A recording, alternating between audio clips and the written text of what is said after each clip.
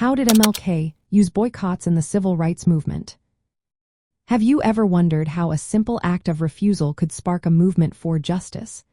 Martin Luther King Jr. used boycotts as a powerful tool in the fight for civil rights. One of the most notable examples is the Montgomery Bus Boycott, which began in December 1955. This boycott was ignited after Rosa Parks was arrested for not giving up her bus seat to a white passenger. This incident highlighted the harsh reality of racial segregation laws in Montgomery, Alabama. In response, the African American community united to boycott the city buses.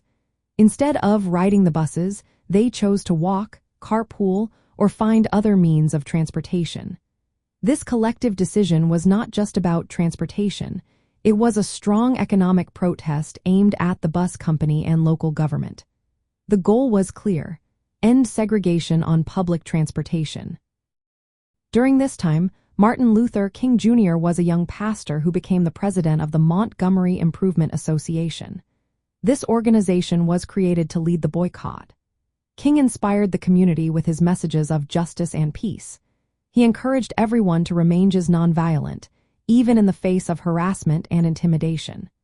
His speeches were filled with calls for justice, democracy, and Christian values. The boycott lasted over a year and had a significant impact. It caused financial strain on the bus system and drew national attention to the civil rights movement. King's leadership during this time propelled him into the national spotlight as a prominent civil rights leader. Ultimately, the boycott led to a Supreme Court ruling in 1956 that declared bus segregation unconstitutional. This was a major victory against Jim Crow laws. King did not stop with Montgomery. He helped organize and lead other boycotts and peaceful protests through the Southern Christian Leadership Conference, which he co-founded.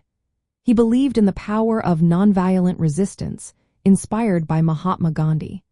King thought that peaceful protests would attract public sympathy and media attention, exposing the injustices of segregation and discrimination.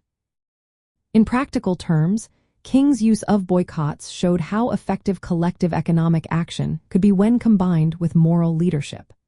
This approach brought together Black communities and various civil rights groups.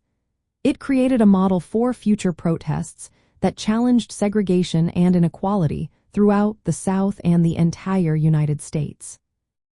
His efforts through boycotts laid the groundwork for landmark legislation, including the Civil Rights Act of 1964 and the Voting Rights Act of 1965. In essence, Martin Luther King Jr. used boycotts as a key strategy in the civil rights movement.